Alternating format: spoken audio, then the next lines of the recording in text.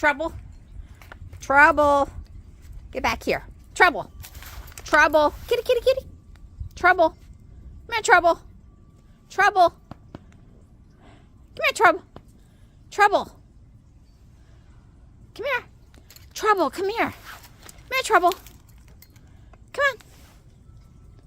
on. Come here, Trouble. Kitty, kitty, kitty, kitty, kitty, kitty. Come on.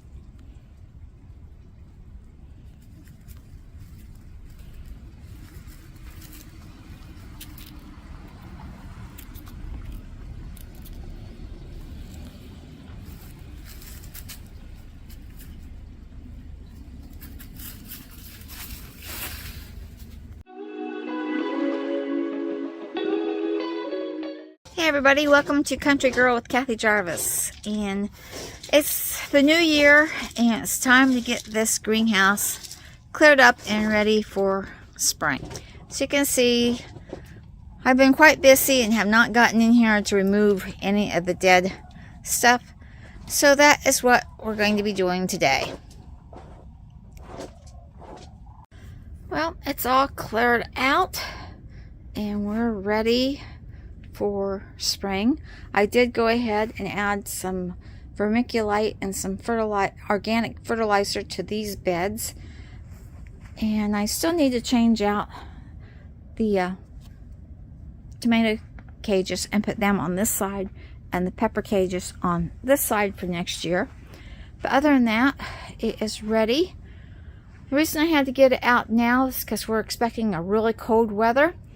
So I wanted to put the heater in here, and I did not want to have to worry about all the plants catching on fire with the heat. And this heater is only for the protection of the building if we get the ice and the snow that they're calling for. We are installing security lights so that they'll come on. There's solar lights so that when we come out here, if we have to come out in the night to turn on the heaters, those lights will come on and give us lights more than just the flashlight. So we're installing those into each of the greenhouses and getting the greenhouses ready for this polar vortex that's coming. For the chicken, I've added a heated water bowl, more grain, and I wrapped her coop in plastic, and I added a bunch of straw in there for her. That way, if we get the ice and the snow and she can't get out or won't go out, because chickens do not like to go out in the snow, she'll have fresh water and food and a nice warm spot. I also put more straw in the coop itself where she nests down at night. So it should... The chicken itself does not need the straw to keep warm, but the straw will help buffer any wind that does get in. She needs some ventilation, which is why it's not tucked real close in. They need some ventilation, but they also do not need direct wind.